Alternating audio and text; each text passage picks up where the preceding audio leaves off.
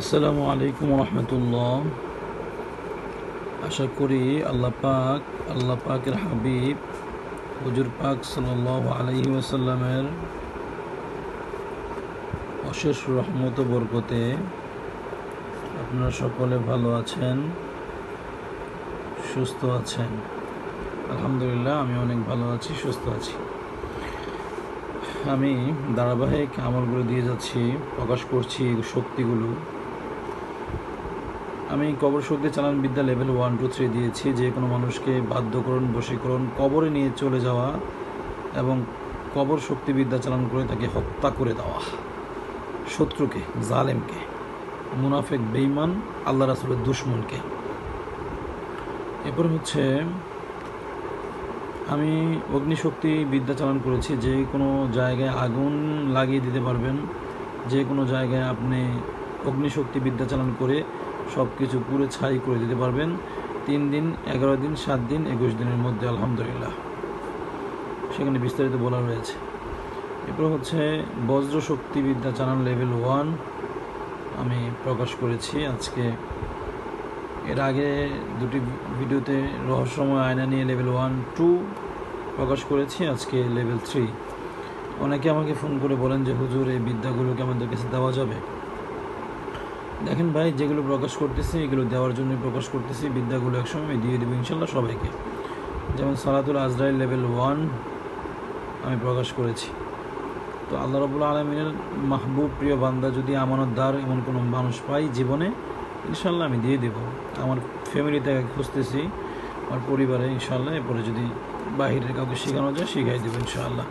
বিদ্যা নিয়ে কবরে যাব না। রহস্যময় আয়না লেভেল 3 আমি বলছিলাম যে লেভেল 3 আয়নার যে লেভেল 1, 2-তে আমি আলোচনা করেছি, এবং লেভেল 3 নিয়ে লেভেল 2-তে বলেছিলাম যে এটা যদি আমি কখনো লেভেল 3-র বিষয়টা নিয়ে আলোচনা করি, আপনাদের চোখ কপালে উঠে যাবে যে কি করা যায়।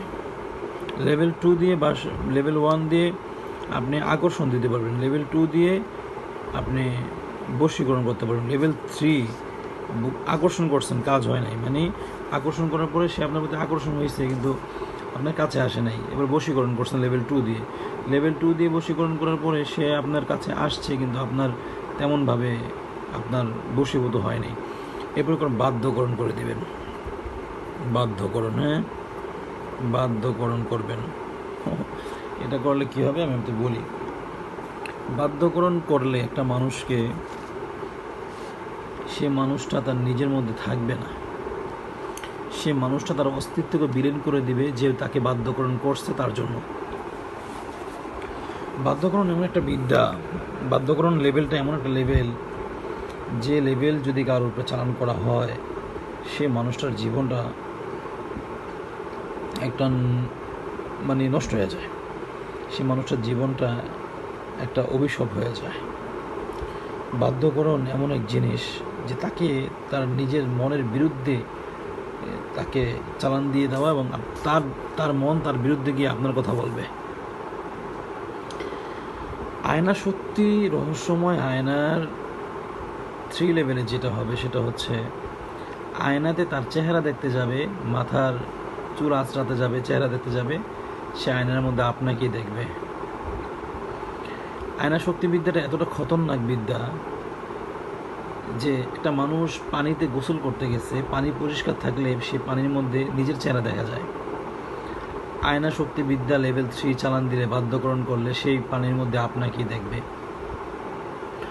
সে খাইতে গেছে, প্লেট, অনেক সময় দেখবেন প্লেটের মধ্যে নিজের চেহারা দেখা যায়। স্টিলের প্লেট হলে, কাঁচের প্লেট হলেও দেখা যায় মেলামিন ছাড়া। সেই প্লেটের মধ্যে আপনাকেই দেখবে। রাত্রে ঘুম আসলে আপনাকে ছাড়া অন্য কাউকে দেখবে না।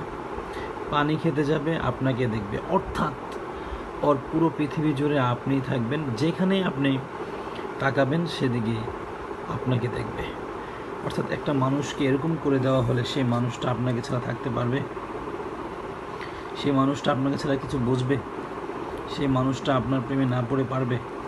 কোনো মানুষকে, কোনো মানুষ যদি জিন দ্বারা বশীকরণ করে তাকে স্বপ্ন দেখায়, একটানা 4 রাত 3 রাত, একটানা 3 রাত দেখালে 4 রাতের দিন সে আপনাকে ছাড়া থাকতে পারবে না। স্বপ্ন দেখানো এমন এক বিদ্যা যে কেউ যদি আসলে আপনাকে স্বপ্ন দেখে, আপনি বা কাউকে স্বপ্ন দেখেন, আপনি থাকতে পারবেন না। রহস্যময় আয়না লেভেল 1টা আমি বিক্রি করব, মানে লেভেল 1-এর আয়নাটা বিক্রি করব, এভাবে বিদ্যা দিব না, মানে আয়নাটা আমি প্রস্তুত করে দিব, সেদিকে আপনার চেহারা নুরানি হবে আল্লাহর হুকুমে, এবং আপনি অশুভ শক্তি থেকে কেটে উঠতে পারবেন। কিন্তু লেভেল 2, লেভেল 3 এগুলো যদি কাউকে দেই, কোনো মানুষকে দেই, এই মানুষগুলো নিজেও ক্ষতিগ্রস্ত হবে, আরেকটা মানুষকে ক্ষতিগ্রস্ত করবে। যারা না তারা দেখলেই বাধ্যকরণ বশীকরণ করে বসবে, এতে ফলে হারাম হবে, আমার গুনাহ হবে, এবং সে নিজে বিপদে পড়ে যাবে। আমি অনেক আগে একটা ঘটনা শুনেছিলাম এবং ঘটনাস্থলে আমি গিয়েছিলাম।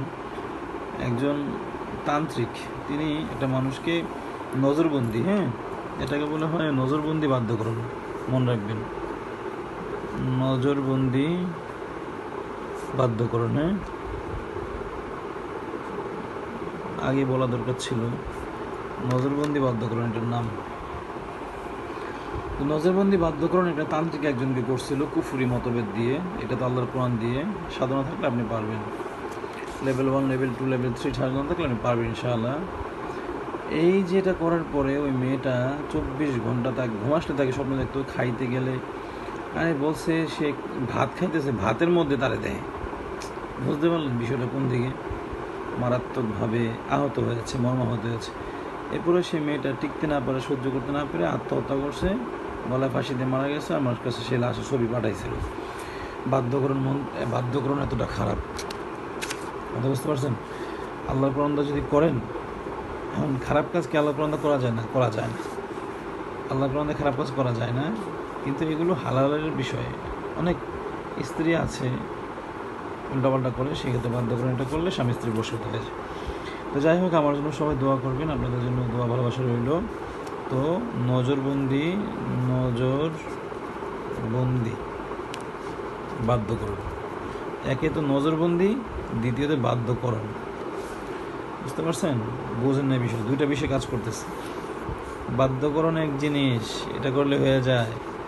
নজরবন্দি ভিন্ন জিনিস, এটা করলে নজরবন্দি হয়ে যায়, কিন্তু এটা করলে এটা করতে লাগে না। মূলত এটা করলে এটা করতে লাগে না, কিন্তু দুটো একসাথে করলে এই মানুষটার অবস্থা কী হবে বুঝতে পারছেন? আকর্ষণ, দেখেন, আকর্ষণ যদি কেউ কাউকে করে, আকর্ষণ, নজরবন্দি, আয়না দিয়ে যা হবে সব নজরবন্দি, আকর্ষণ দিলে আর কিছু লাগে না। আকর্ষণ দিলে বশীকরণ করতে পারেন, বাধ্যকরণ করতে পারেন, কিন্তু আকর্ষণ আমার নজরবন্দি, দুইটা বিদ্যা কাজ করতেছে এখানে। নজরবন্দি এমন জিনিস, আপনি যেদিকে তাকাবেন, যেখানে যাবেন, যা কিছু করবেন। আর অনেকে ভেলকে লাগায় না চোখে, এটাকে বলে মানে নজরবন্দি। মানে নজরবন্দিটা আমি যদি বলি আমার পকেটে 100 টাকা আছে, আমি 2 টাকা নোট বের করে দিচ্ছি, কিন্তু আপনার নজরবন্দি করছি, দেখবে 2 টাকার নোটের আপনি 100 টাকা নোট দেখতেছেন। এ হচ্ছে বিষয়টা। যাই হোক, আমার জন্য দোয়া করবেন, আপনাদের জন্য ভালোবাসা রইল। আসসালামু আলাইকুম ওয়া রাহমাতুল্লাহ।